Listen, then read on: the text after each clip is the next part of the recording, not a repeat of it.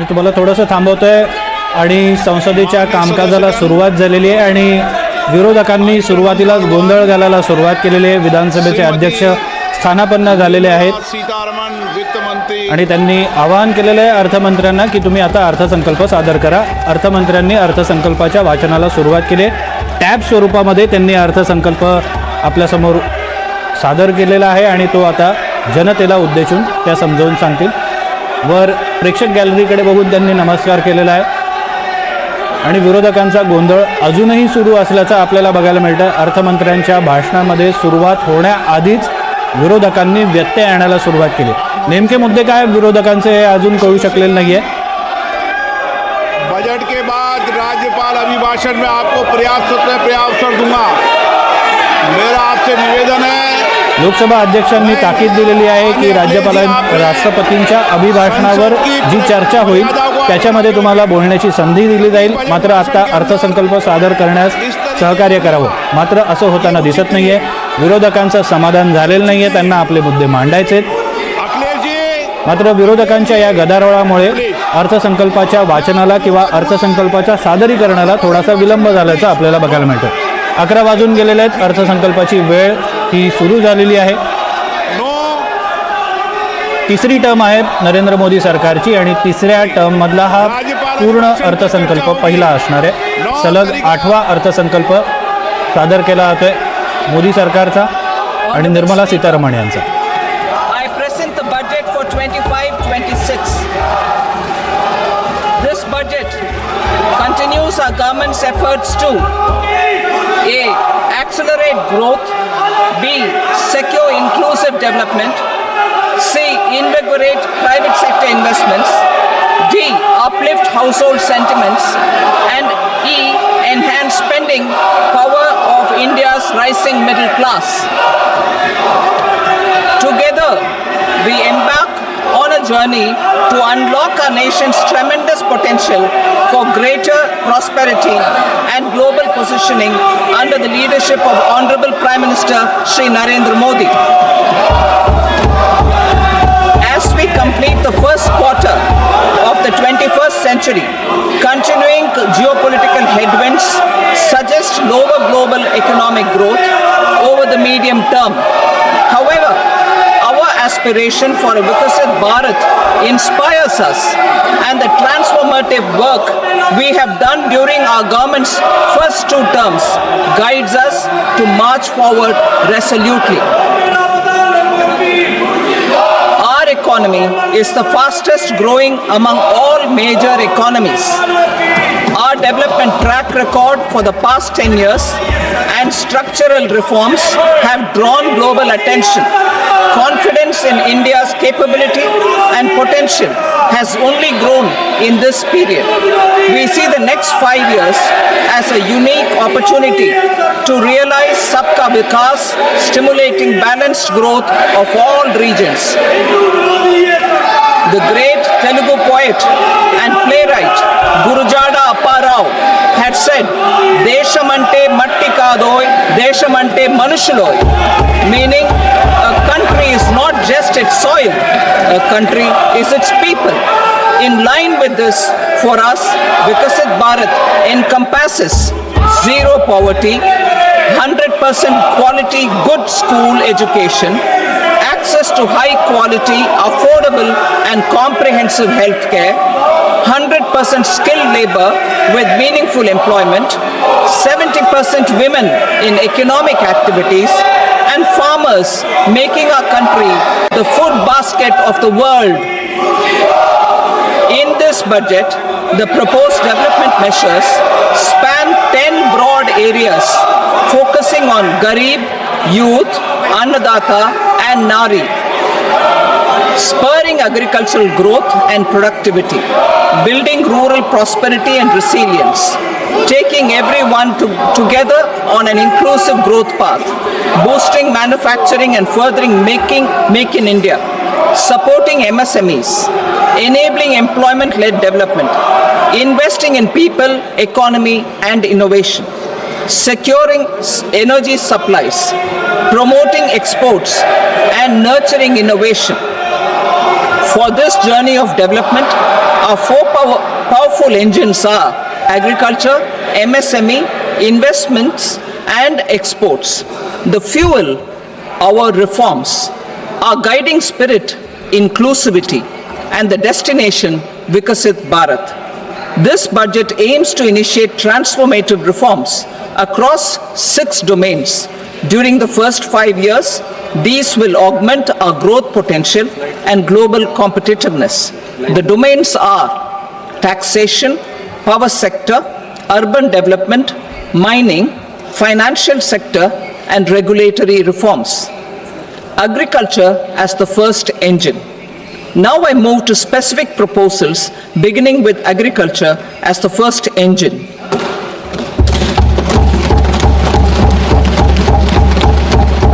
Prime Minister Dhan Dhanya Krishi Yojana, developing agri-districts program. Motivated by the success of the aspirational district program, our government will undertake a Prime Minister Dhan Dhanya Krishi Yojana in partnership with states. Through the convergence of existing schemes and specialized measures, the program will cover 100 districts with low productivity, moderate crop intensity, and below average credit parameters. It aims to 1. Enhance agricultural productivity, 2. Adopt crop diversification and sustainable agricultural practices, 3. Augment post-harvest storage at the panchayat and block level, 4. Improve irrigation facilities, and 5. Facilitate availability of long-term and short-term credit. This program is likely to help 1.7 crore farmers. Building rural prosperity and resilience. A comprehensive multi-sectoral rural prosperity and resilience program will be launched in partnership with the states. This will address underemployment in agriculture through skilling, investment, technology, and invigorating the rural economy. The goal is to generate ample opportunities in rural areas so that migration is an option but not a necessity. The program will focus on rural women, young farmers, rural youth, marginal and small farmers, and landless families. The details are in Annexure A. Domestic best practices will be incorporated, and appropriate technical and financial assistance will be sought from multilateral development banks. In phase 1, 100 developing agri-districts will be covered. Atmanirbharta in pulses. Our government is implementing the National Mission for Edible Oilseed for achieving Atmanirbharta in edible oils. Our farmers have the capability to grow enough for our needs and more. 10 years ago, we made concerted efforts and succeeded in achieving near self-sufficiency in pulses. Farmers responded to the need by increasing the cultivated area by 50%, and government arranged for procurement and remunerative prices. Since then, with rising incomes and better affordability, our consumption of pulses has increased significantly. Our government will now launch a 6-year mission for Atmanirbharta in pulses with a special focus on Tuar, Urad, and Masoor. Details are in Annexure B. Central agencies such as NAFED and NCCF will be ready to procure these 3 pulses as much as offered during the next 4 years from farmers who register with these agencies and enter into agreements. Comprehensive program for vegetables and fruits. It is encouraging that our people are increasingly becoming aware of their nutritional needs. It is a sign of a society becoming healthier. With rising income levels, the consumption of vegetables, fruits, and Shri Anna is increasing significantly. A comprehensive program to promote production, efficient supplies, processing, and remunerative prices for farmers will be launched in partnership with the states. Appropriate institutional mechanisms for implementation and participation of farmer producer organizations and cooperatives will be set up. Makhana Board in Bihar. For this, there is a special opportunity for the people of Bihar. A Makhana Board will be established in the state to improve production, processing, value addition, and marketing of makhana. The people engaged in these activities will be organized into FPOs. The board will provide hand-holding and training support to makhana farmers and will also work to ensure they receive the benefits of all relevant government schemes. A national mission on high-yielding seeds will be launched, aimed at 1. Strengthening research ecosystem, 2. Targeted development and propagation of seeds with high yield, pest resistance, and climate resilience, and 3. Commercial availability of more than 100 seed varieties released since July 2024. India ranks second largest globally in fish production and aquaculture. Seafood exports are valued at 60,000 crore rupees. To unlock the untapped potential of the marine sector, our government will bring in an enabling framework for sustainable harnessing of fisheries from Indian exclusive economic zone and high seas, with a special focus on the Andaman and Nicobar and Lakshadweep Islands.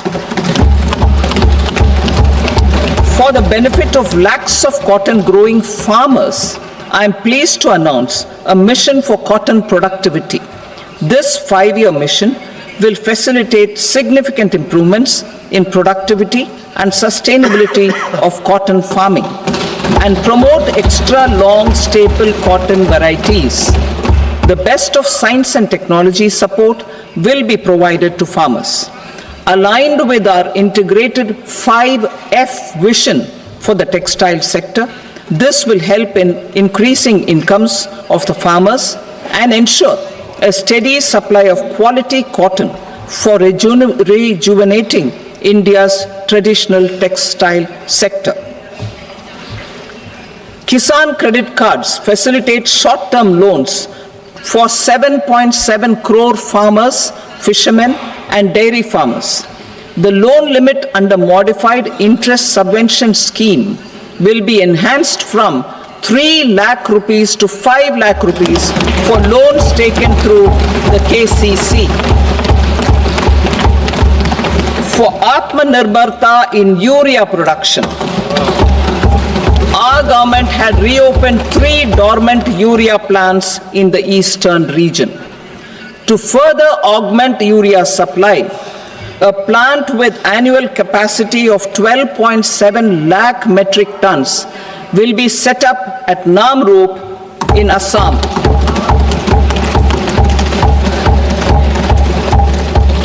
India Post, with 1.5 lakh rural post offices, complemented by the India Post Payment Bank and a vast network of 2.4 lakh Dak Sevaks, will be repositioned to act as a catalyst for the rural economy. Details are at Annexure C. India Post will also be transformed as a large public logistics organization. This will meet the rising needs of Vishwakarmas, new entrepreneurs, women, self-help groups, MSMEs, and the large business organizations. Our government will provide support to NCDC for its lending operations for the cooperative sector. MSMEs as the second engine. Now I move to MSMEs as the second engine, which encompasses manufacturing and services with a focus on MSMEs numbering 5.7 crores. Currently, over 1 crore registered MSMEs, employing 7.5 crore people, and generating 36% of our manufacturing have come together to position India as a global manufacturing hub. With their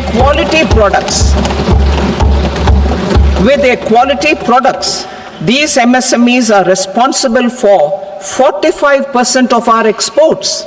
To help them achieve higher efficiencies of scale, technological upgradation, and better access to capital, the investment and turnover limits for classification of all MSMEs will be enhanced to 2.5 and 2 times respectively.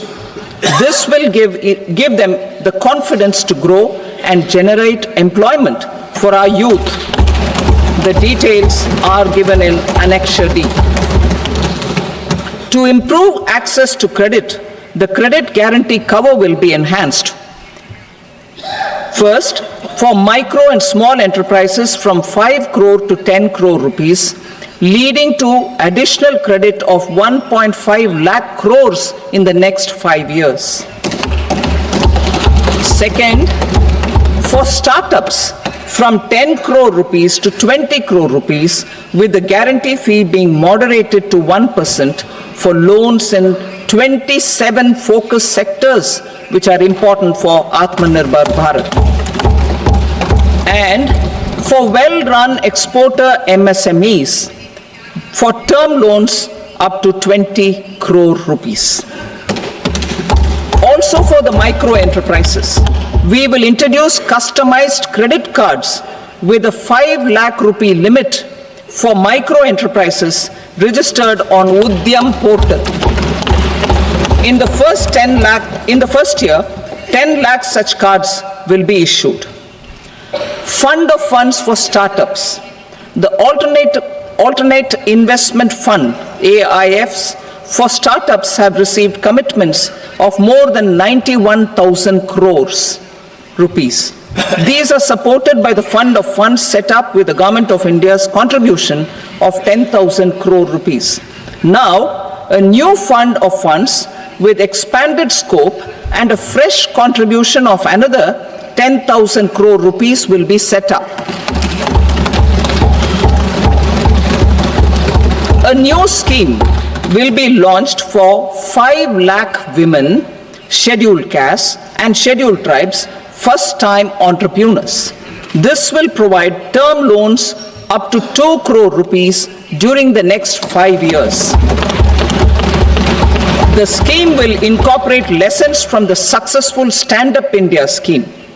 Online capacity building for entrepreneurship and managerial skills will also be organized. Measures for labor-intensive sectors. To promote employment and entrepreneurship opportunities in labor-intensive sectors, our government will undertake specific policy and facilitation measures. To enhance the productivity, quality, and competitiveness of India's footwear and leather sector, a focus product scheme will be implemented. The scheme will support design capacity, component manufacturing, and machinery required for production of non-leather quality footwear, besides the support for leather footwear and products. The scheme is expected to facilitate employment for 22 lakh persons, generate over 4 lakh crore rupees, and exports of over 1.1 lakh crore rupees. Measures for the toys sector. Building on the National Action Plan for Toys, we will implement a scheme to make India a global hub for toys. The scheme will focus on development of clusters, skills, and a manufacturing ecosystem that will create high quality, unique, innovative, and sustainable toys that will represent the Made in India brand. Support for food processing. In line with our commitment towards Purvodaya, we will establish a National Institute of Food Technology, Entrepreneurship and Management in Bihar. The institute will provide a strong fillip to food processing activities in the entire eastern region. This will result in 1. Enhanced income for the farmers through value addition to their produce, and 2. Skilling entrepreneurship and employment opportunities for the youth. Manufacturing mission, furthering Make in India. Our government will set up a national manufacturing mission covering small, medium and large industries for furthering Make in India by providing policy support, execution roadmaps, governance and monitoring framework for central ministries and states. Details are in Annexure E. Given our commitment to climate-friendly development, the mission will also support clean tech manufacturing.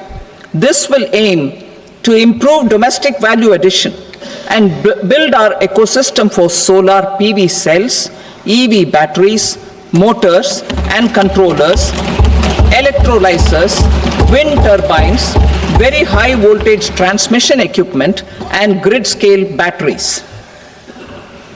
Investment as the third engine. Now I move to investment as the third engine, which encompasses investing in people, investing in the economy, and investing in innovation. Investing in people. Saksham Anganwadi and Poshan 2.0. Saksham Anganwadi and Poshan 2.0 program provides nutritional support to more than 8 crore children.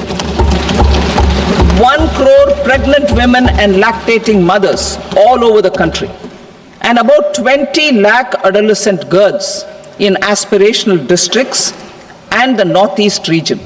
The cost norms for these nutritional support will be enhanced appropriately. Atal Tinkering Labs.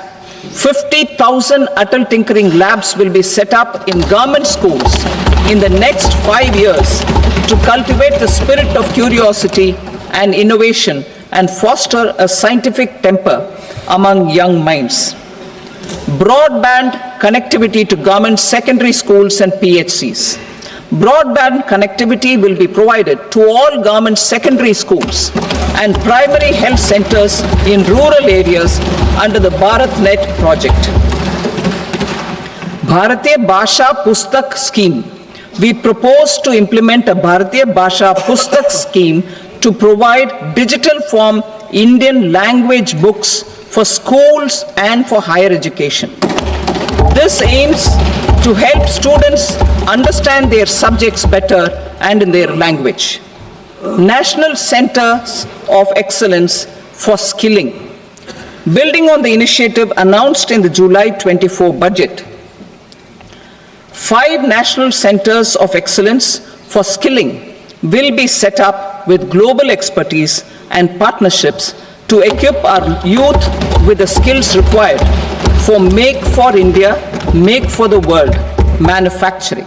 The partnership will cover curriculum design, training of trainers, and a skills certification framework and periodic reviews. Expansion of capacity in IITs.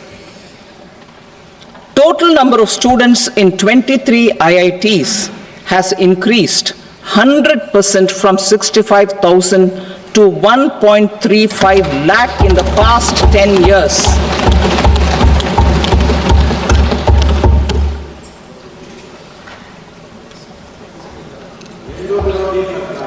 Additional infrastructure will be created in the 5 IITs started after 2014 to facilitate education for 6,500 more students. Hostel and other infrastructure capacity at IIT Patna will also be expanded.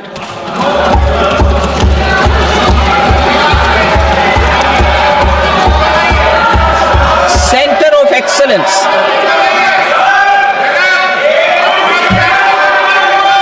Center of Excellence in AI for Education.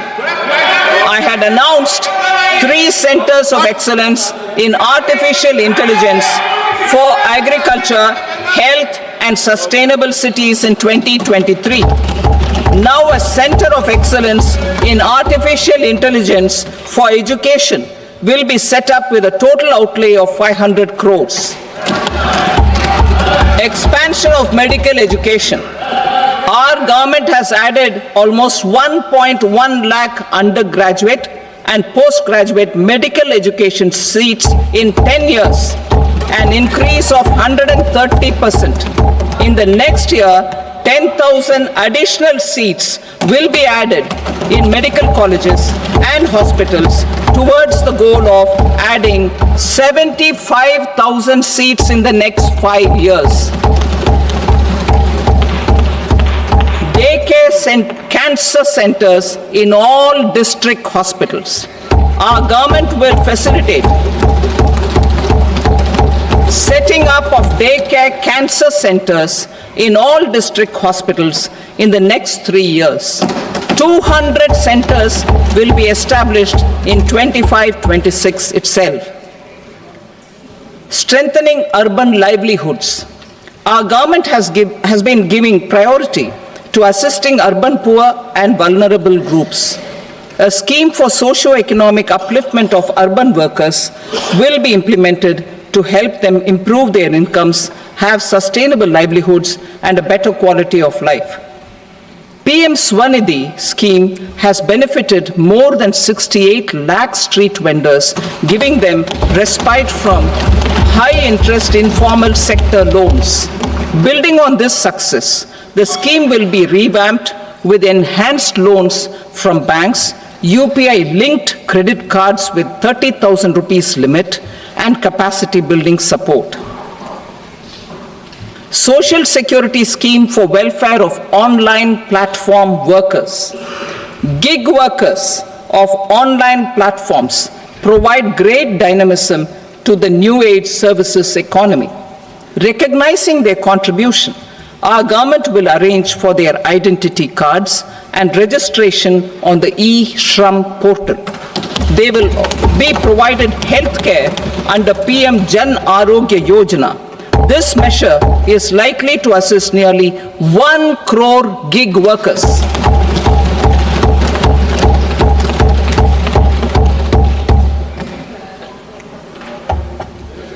Investing in the economy. Public-private partnership in infrastructure.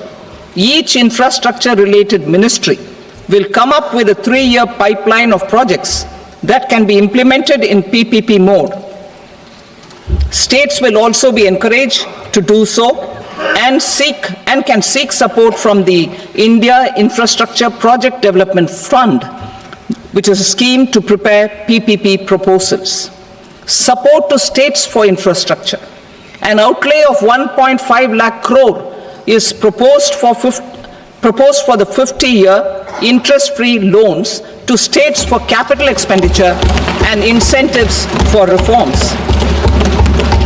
Building on the success of the first asset monetization plan announced in 2021, the second plan for 2025 to 30 will be launched to plow back capital of 10 lakh crore in new projects. Regulatory and fiscal measures will be fine-tuned to support the plan. Jal Jeevan Mission. Since 2019, 15 crore households representing 80% of India's rural population have been provided access to portable tap water connections. To achieve 100% coverage, I am pleased to announce the extension of this mission until 2028 with an enhanced total outlay. The mission's focus will be on the quality of infrastructure and O&M of rural piped water supply schemes through Jan Bhagidari. A separate MOU or separate MOUs will be signed with the states and union territories to ensure sustainability and citizen-centric water services delivery.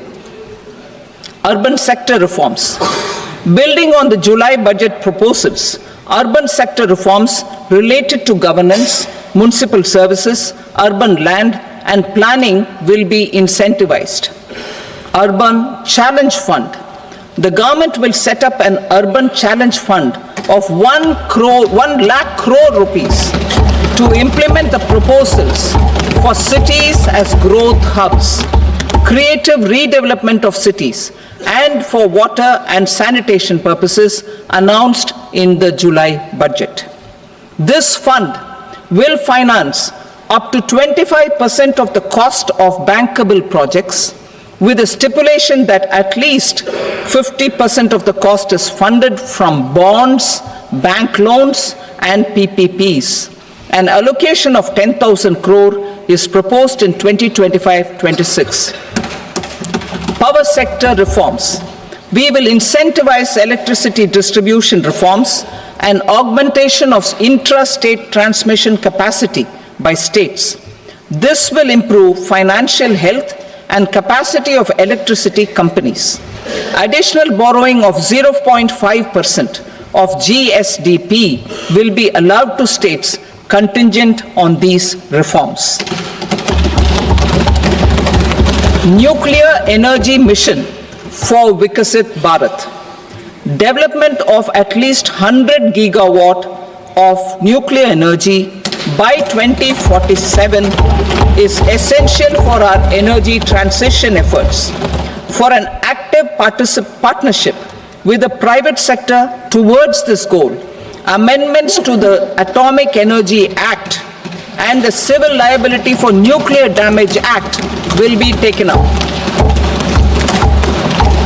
A nuclear energy mission for research and development of small modular reactors with an outlay of 20,000 crore will be set up. At least 5 indigenously developed small modular reactors will be operationalized by 2033. Shipbuilding. The shipbuilding financial assistance policy will be revamped to address cost disadvantages. This will also include credit notes for shipbreaking in Indian yards to promote the circular economy. Large ships above a specified size will be included in the infrastructure harmonized master list. Shipbuilding clusters will be facilitated to increase the range, categories, and capacity of ships. This will include additional infrastructure, facilities, skilling, and technology to develop the entire ecosystem. Maritime Development Fund. For long-term financing for the maritime industry, a Maritime Development Fund with a corpus of 25,000 crore rupees will be set up. This will be for distributed support and promoting competition. This will have up to 49% contribution by the government, and the balance will be mobilized from ports and from private sector. UDAN regional connectivity schemes.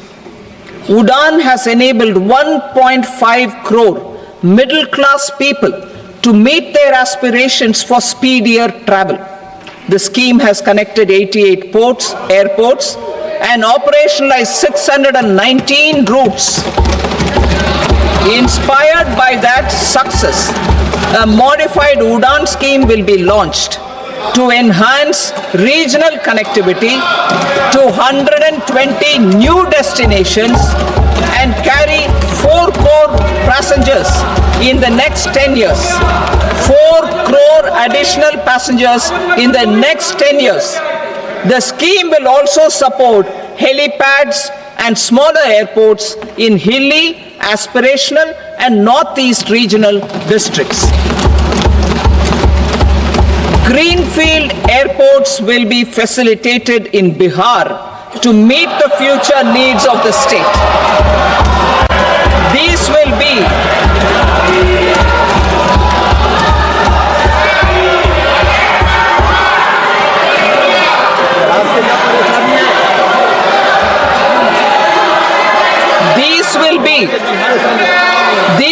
be in addition to the expansion of the capacity of Patna Airport and a brownfield airport in Beta.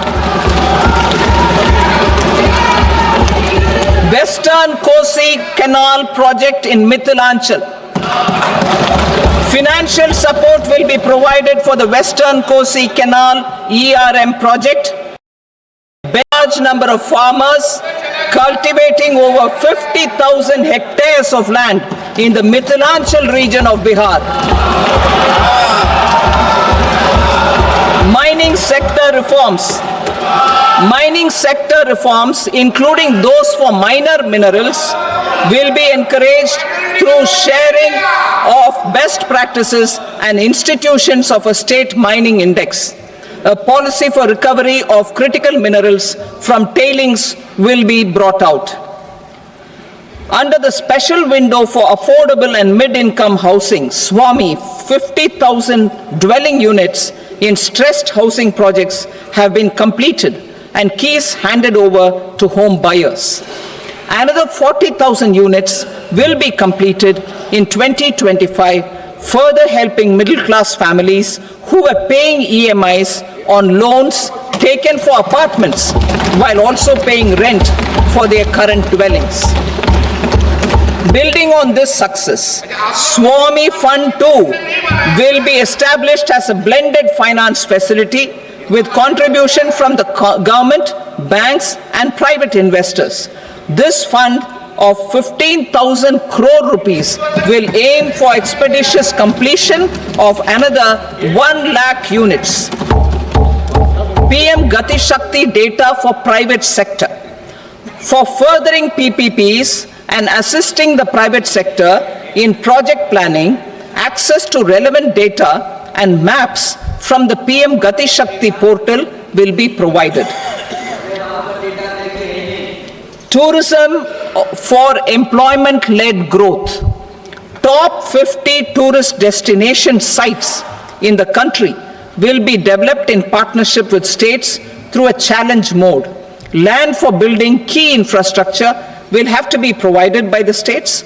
Hotels in these destinations will be included in the infrastructure harmonized list. The following measures will be taken for facilitating employment-led growth. Organizing intensive skill development programs for our youth, including in institutes of hospitality management. Providing mudra loans for homestays. Improving ease of travel and connectivity to tourist destinations. Providing performance-linked incentives to states for effective destination management, including tourist amenities, cleanliness, and marketing efforts. And introducing streamlined e-visa facilities along with visa fee waivers for certain tourist groups. Continuing with the emphasis on places of spiritual and religious significance in the July budget, there will be a special focus on destinations related to the life and times of Lord Buddha. Medical tourism and heal in India. Medical tourism and heal in India will be promoted in partnership with the private sector along with capacity building and easier visa norms. Investing in innovation. To implement private sector driven research, development and innovation initiatives announced in the July budget, I am now allocating 20,000 crore rupees for this purpose. A deep tech fund of funds will also be explored to catalyze the next generation startups as a part of this initiative. In the next 5 years, under the PM Research Fellowship Scheme, we will provide 10,000 fellowships for technological research in IITs and IISc with enhanced financial support. The second gene bank with 10 lakh germplasm lines will be set up for future food and nutritional security. This will provide conservation support to both public and private sectors for genetic resources. We will start a national geospatial mission to develop foundational geospatial infrastructure and data. Using PM Gati Shakti, this mission will facilitate modernization of land records, urban planning, and design of infrastructure projects. A Gyan Bharatam mission for survey, documentation, and conservation of our manuscript heritage with academic institutions, museums, libraries, and private collectors will be undertaken to cover more than 1 crore manuscripts. We will set up a national digital repository of Indian knowledge systems for knowledge sharing. Now I move to exports as the fourth engine. We will set up an export promotion mission with sectoral and ministerial targets driven jointly by the Ministries of Commerce, MSME, and Finance. It will facilitate easy access to export credit, cross-border factoring support, support to MSMEs to tackle non-tariff measures in overseas markets. A digital public infrastructure, Bharat Trade Net, for international trade will be set up as a unified platform for trade documentation and financing solutions. This will complement the Unified Logistics Interface Platform. The BTN will be aligned with international practices. Support will be provided to develop domestic manufacturing capacities for our economy's integration with global supply chains. Sectors will be identified based on objective criteria. Facilitation groups with participation of senior officers and industry representatives will be formed for select products and supply chains. Through this, there are huge opportunities related to Industry 4.0, which needs high skills and talent. Our youth have both. Our government will support the domestic electronic equipment industry to leverage this opportunity for the benefit of our youth. A national framework will be formulated as guidance to states for promoting global capability centers in emerging Tier 2 cities. This will suggest measures for enhancing availability of talent and infrastructure, building bylaw reforms, and mechanisms for collaboration with industry. Our government will facilitate upgradation of infrastructure and warehousing for air cargo, including high-value perishable horticultural produce. Cargo screening and customs protocol will be streamlined and made user-friendly. Reforms as the fuel. Over the past 10 years, our government has implemented several reforms for convenience of taxpayers, such as faceless assessment, 2, taxpayer charter, 3, faster returns, 4, almost 99% returns being on self-assessment, and 5, Vivad Se Vishwas scheme.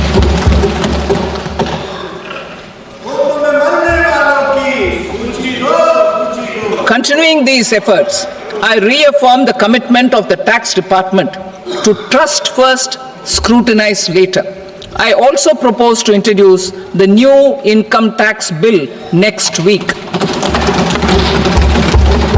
I will detail the indirect tax reforms and changes in direct taxes in Part B. Financial sector reforms. The FDI limit for the insurance sector will be raised from 74 to 100%. This enhanced limit will be available for those companies which invest the entire premium in India. The current guardrails and conditionalities associated with foreign investment will be reviewed and simplified. The services of India Post Payment Bank will be deepened and expanded in rural areas. NABFID will set up a partial credit enhancement facility for corporate bonds for infrastructure.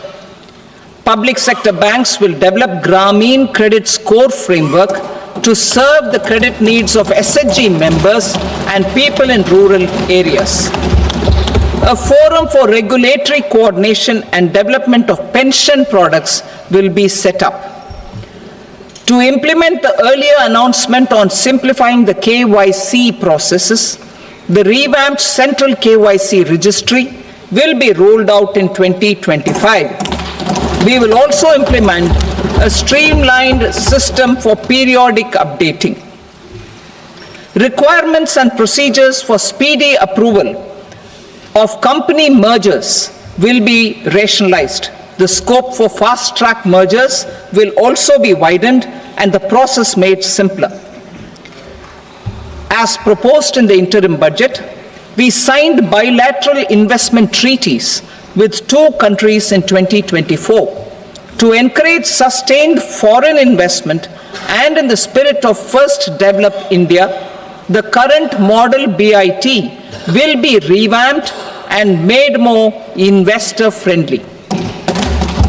In the last 10 years, in several aspects, including financial and non-financial, our government has demonstrated a steadfast commitment to ease of doing business. We are determined to ensure that our regulations must keep up with technological innovations and global policy developments. A light touch regulatory framework based on principles and trust will unleash productivity and employment. Through this framework, we will update regulations that were made under old laws. To develop this modern, flexible, people-friendly, and trust-based regulatory framework appropriate for the 21st century, I propose 4 specific measures. A high-level committee for regulatory reforms will be set up for a review of all non-financial sector regulations, certifications, licenses, and permissions. The committee will be expected to make recommendations within a year. The objective is to strengthen trust-based economic governance and take transformational measures to enhance ease of doing business, especially in matters of inspection and compliances. States will be encouraged to join in this endeavor. An investment friendliness index of states will be launched in 2025 to further the spirit of competitive, cooperative federalism. Under the Financial Stability and Development Council, a mechanism will be set up to evaluate impact of the current financial regulations and subsidiary instructions. It will also formulate a framework to enhance their responsiveness and development of the financial sector. In the Jan Vishwas Act 2023, more than 180 legal provisions were decriminalized. Our government will now bring up the Jan Vishwas Bill 2.0 to decriminalize more than 100 provisions in various laws. I now move to fiscal policy. In the July budget, I had committed to staying the course for fiscal consolidation. Our endeavor will be to keep the fiscal deficit each year such that central government debt remains on a declining path as a percentage of the GDP. The roadmap for the next 6 years has been detailed in the FRBM statement. Revised estimates for 2024-25. The revised estimate of the total receipts other than borrowings is 31.47 lakh crore rupees, of which the net tax receipts are 25.57 lakh crore rupees. The revised estimate of the total expenditure is 47.16 lakh crore rupees, of which the capital expenditure is about 10.18 lakh crore rupees. The revised estimate of the fiscal deficit is 4.8% of the GDP. Budget estimates for 25-26.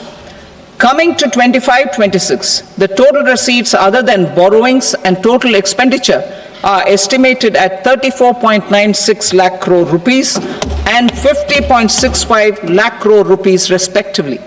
The net tax receipts are estimated at 28.37 lakh crore rupees.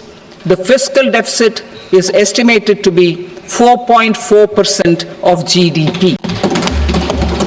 To finance the fiscal deficit, the net market borrowings from dated securities are estimated at 11.54 lakh crore. The balance financing is expected to come from small savings and other sources. The gross market borrowings are estimated at 14.82 lakh crore rupees. I will now move to Part B. Indirect taxes. My proposals relating to customs aim to rationalize tariff structure and address duty inversion. These will also support domestic manufacturing and value addition, promote exports, facilitate trade, and provide relief to common people. Rationalization of customs tariff structure for industrial goods. As a part of comprehensive review of customs rate structure announced in July 2024 budget, I propose to 1. Remove 7 tariff rates. This is over and above the 7 tariff rates removed in 23-24 budget. After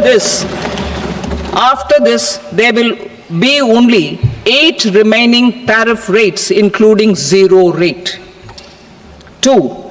Apply appropriate cess to broadly maintain effective duty incidence, except on a few items where such incidence will reduce marginally. 3. Levy not more than 1 cess or surcharge. Therefore, I propose to exempt social welfare surcharge on 82 tariff lines that are subject to a cess. I shall now take up sector-specific proposals. To provide relief to patients, particularly those suffering from cancer, rare diseases, and other severe chronic diseases, I propose to add 36 life-saving drugs and medicines to the list of medicines fully exempted from basic custom duty.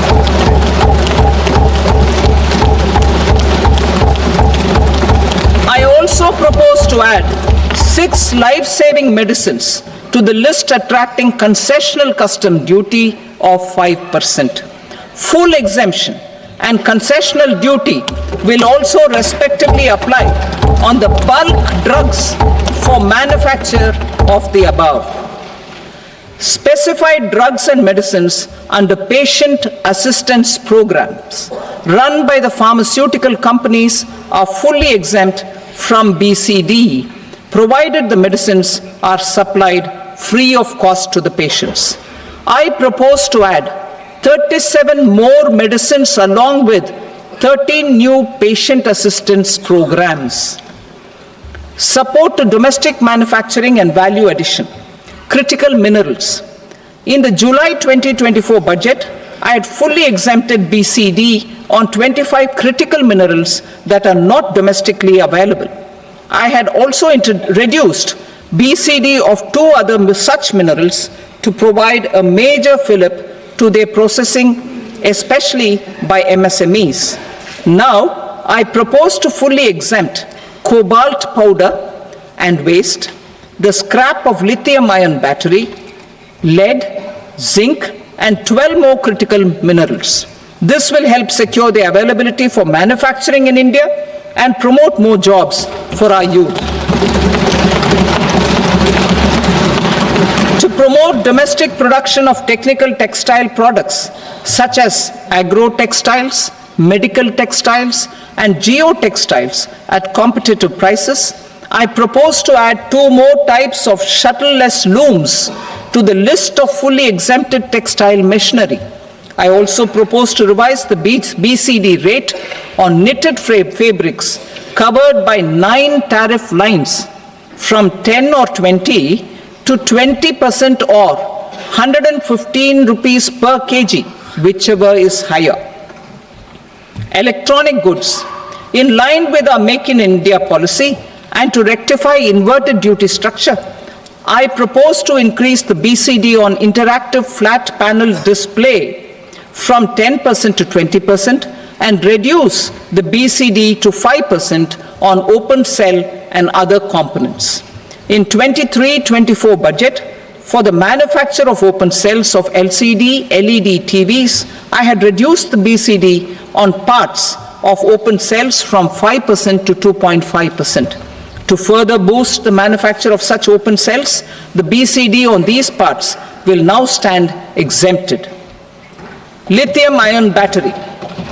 To the list of exempted capital goods, I propose to add 35 additional capital goods for EV battery manufacturing and 28 additional capital goods for mobile phone battery manufacturing.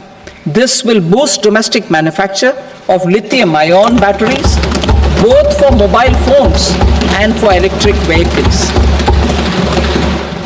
Shipping sector. Considering that shipbuilding has a long gestation period, I propose to continue the exemption of BCD on raw materials, components, consumables, or parts for the manufacture of ships for another 10 years.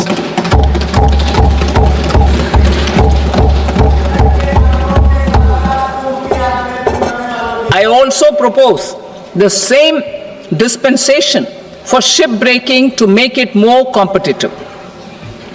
Telecommunication. To prevent classification disputes, I propose to reduce the BCD from 20% to 10% on carrier-grade Ethernet switches to make it at par with non-carrier-grade Ethernet switches. Export promotion. To facilitate exports of handicrafts, I propose to extend the time period for export from 6 months to 1 year, further extendable by another 3 months if required. I also propose to add 9 items to the list of duty-free inputs. Leather sector. I propose to fully exempt BCD on wet blue leather to facilitate imports for domestic value addition and employment. I also propose to exempt crust leather from 20% export duty to facilitate exports by small tanners. Marine products. To enhance India's competitiveness in the global seafood market, I propose to reduce BCD from 30% to 5% on frozen fish paste, surimi, for manufacture and export of its analog products. I also propose to reduce BCD from 15% to 5% on fish hydrolysates for manufacture of fish and shrimp feed. In July 2024 budget, to promote development of domestic MROs for aircraft and ships, I had extended the time limit for export of foreign origin goods that were imported for repairs from 6 months to 1 year and further extendable by 1 year. I now propose to extend the same dispensation for railway goods. Time limit for provisional assessment. Presently, the Customs Act 1962 does not provide any time limit to finalize provisional assessments, leading to uncertainty and cost to trade. As a measure of promoting ease of doing business, I propose to fix a time limit of 2 years, extendable by a year, for finalizing the provisional assessment. I propose to introduce a new provision that will enable importers or exporters, after clearance of goods, to voluntarily declare material facts and pay duty with interest but without penalty. This will incentivize voluntary compliance. However, this will not apply in cases where department has already initiated audit or investigation proceedings. For industry to better plan their imports, I propose to extend the time limit for the end use of imported inputs in the relevant rules from 6 months to 1 year. This will provide operational flexibility in view of cost and uncertainty of supply. Further, such importers will now have to file only quarterly statements instead of a monthly statement.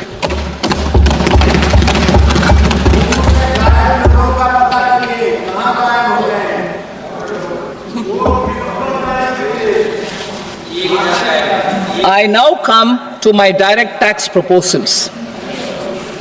In Part A, I have briefly underlined taxation reforms as one of key reforms to realize our vision of Vikasit Bharat.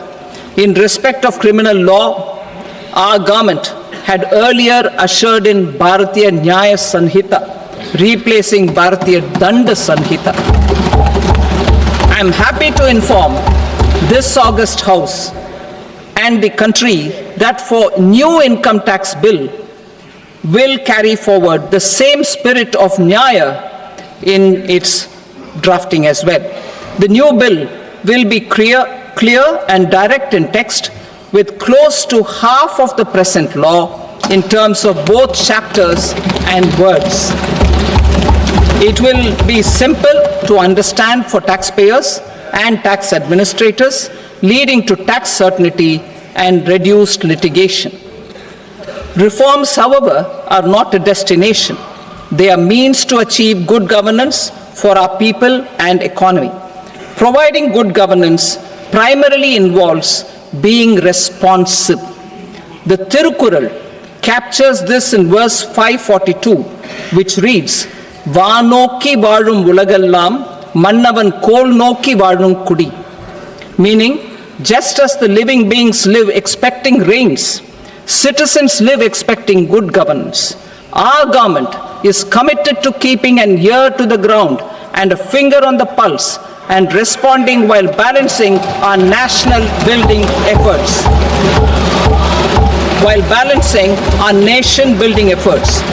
The following measures will detail just how our government will, under the guidance of PM Modi, has taken steps to understand and address. I repeat that sentence, sir. The following measures will detail just how our government, under the guidance of PM Modi, has taken steps to understand and address the needs voiced by our citizens. My tax proposals are guided by this spirit. The objectives of my proposals are as follows. Personal income tax reforms with special focus on middle class. Rationalization of TDS and TCS for easing difficulties. Encouraging voluntary compliance. Reducing compliance burden. Ease of doing business. Employment and investment. I will come to my proposal on personal income tax towards the end. TDS and TCS, rationalization for easing difficulties. I propose to rationalize tax deduction at source, TDS, by reducing the number of rates and thresholds above which TDS is deducted. Further, threshold amounts for tax deduction will be increased for better clarity and uniformity. The limit for tax deduction on interest for senior citizens is being doubled from the present 50,000 rupees to 1 lakh rupees. Similarly, the annual limit of 2.40 lakh rupees for TDS on rent is being increased to 6 lakh rupees. This will reduce the number of transactions liable to TDS, thus benefiting small taxpayers receiving small payments. The threshold to collect tax at source, the TCS, on remittances under RBI's liberalized remittance scheme, the LRS, is proposed to be increased from 7 lakh to 10 lakhs. I also propose to remove TCS on remittances for education purposes, where such remittances is out of a loan taken from a specified financial institution. Both TDS and TCS are being applied on any transaction related to sale of goods. To prevent such compliance difficulties, I propose to omit the TCS I also propose that the provisions of the higher TDS deduction will now apply only in non-PAN cases. In July 2024, the delay for payment of TDS up to the due date of filing statement was decriminalized. I propose to provide the same relaxation to TCS provisions as well. The government under the leadership of Prime Minister Modi believes in Sabka Saath, Sabka Vikas, Sabka Vishwas and Sabka Prayas. In line with this, we brought in updated return facility in 2022 for voluntary compliance by taxpayers who had omitted to report their correct income. Our trust in taxpayers was proved right. Nearly 90 lakh taxpayers voluntarily updated their incomes by paying additional tax. Taking this trust further, I now propose to extend the time limit to file updated returns for any assessment year from the current limit of 2 years to 4 years.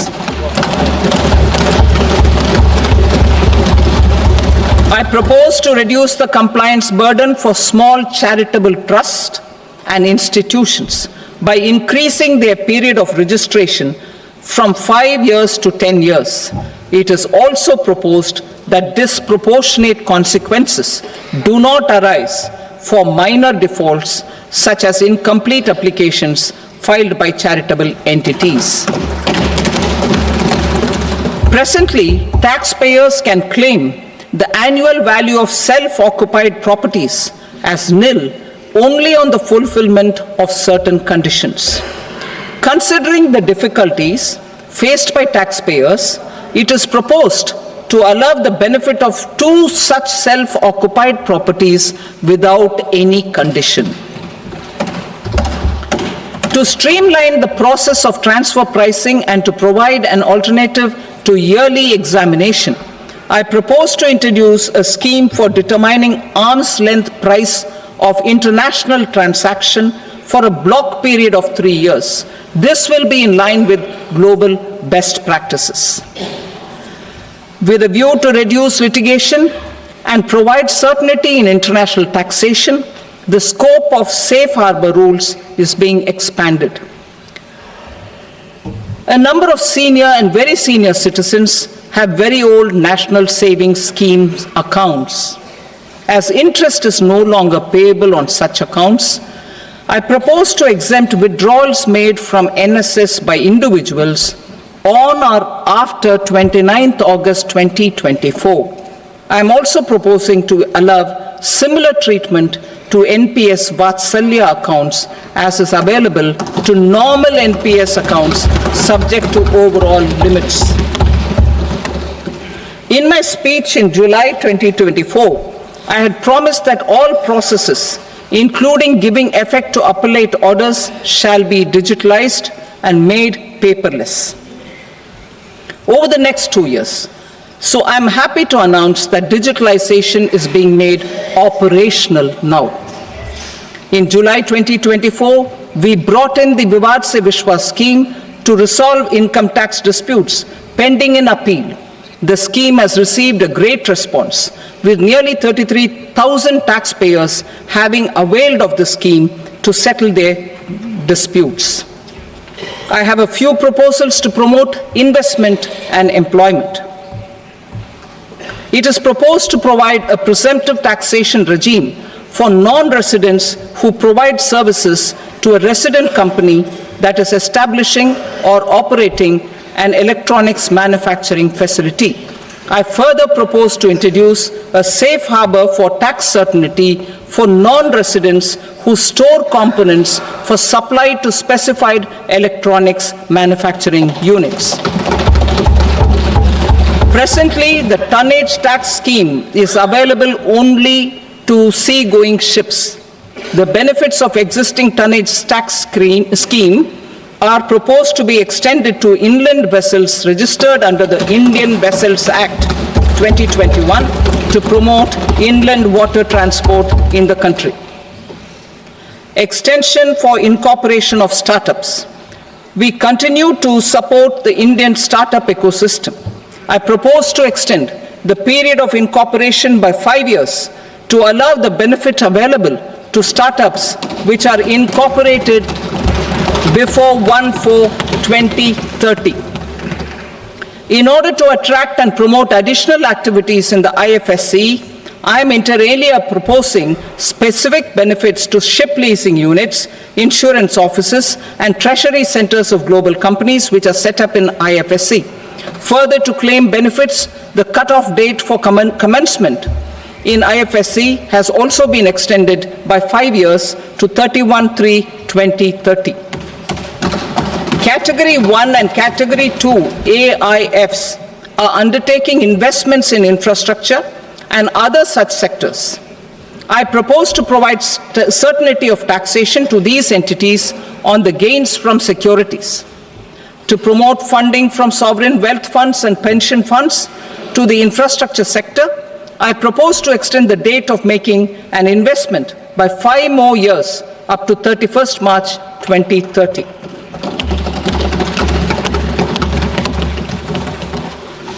Personal income tax reforms with special focus on middle class.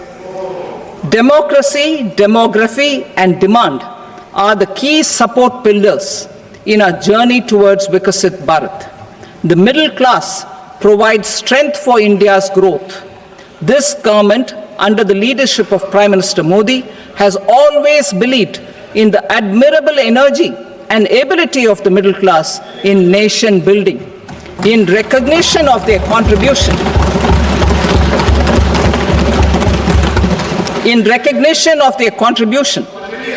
we have periodically reduced their tax burden.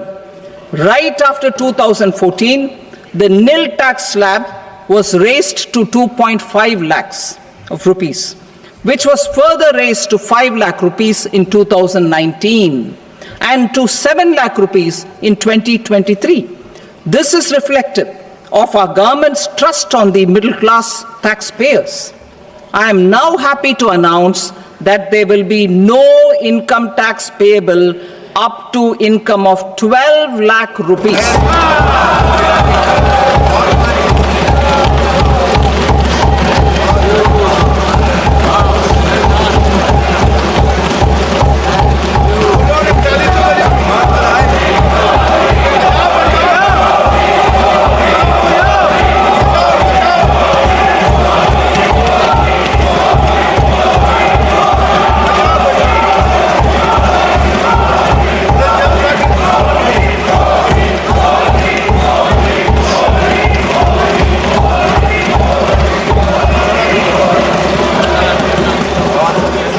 So, average income of 1 lakh per month other than the special rate income such as capital gains under the new regime.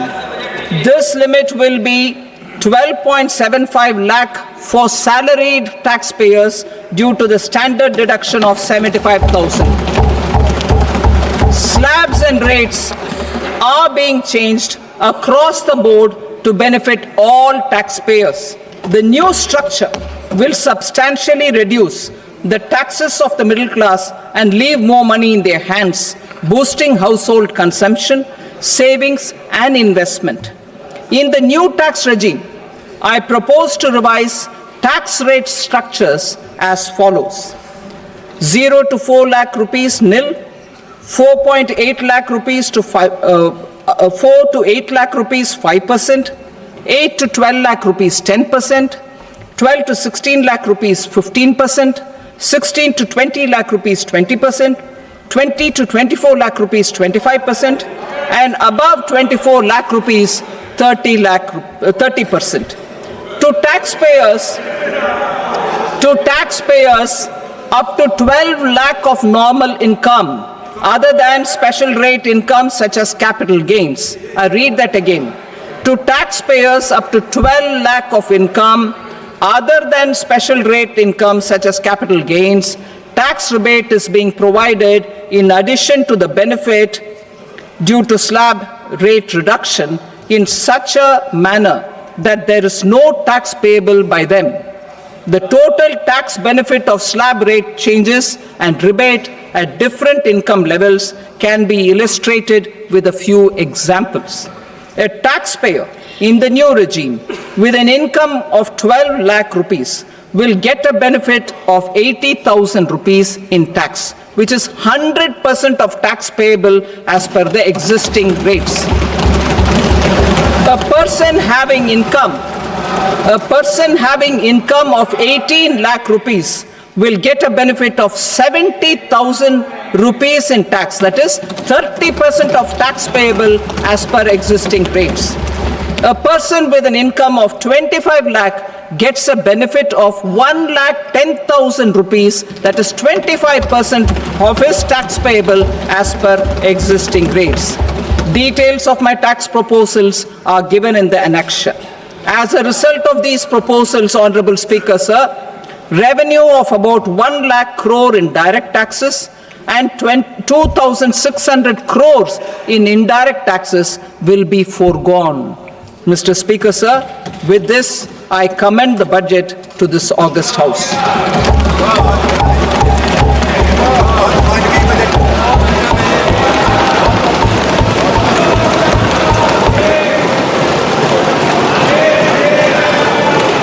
Item number 2, Shrimati Nirmala Sitharaman. Sir, with your permission, I rise to lay on the table the following statements under Section 3(1) of the Fiscal Responsibility and Budget Management Act 2003, medium-term fiscal policy cum fiscal policy strategy statement and macroeconomic framework statement. Item number 3, Shrimati Nirmala Sitharaman. Sir, with your permission, I rise to move for leave to introduce the Finance Bill 2025. प्रश्न ये है कि विधेयक को पुनर्स्थापित करने की अनुमति प्रदान की जाए. जो सदस्य इसके पक्ष में हाँ कहें, जो सदस्य विरोध में ना कहें. मेरे विचार में निर्णय हाँ वालों के पक्ष में हुआ. हाँ वालों के पक्ष में अनुमति प्रदान की जाती है. माननीय मंत्री जी, अब विधेयक को पुनर्स्थापित करें. Sir, I introduce the bill. Thank you. सभा की कार्रवाई सोमवार दिनांक 3 फरवरी 2025 को प्राप्त 11 बजे तक के लिए स्थगित की जाती है.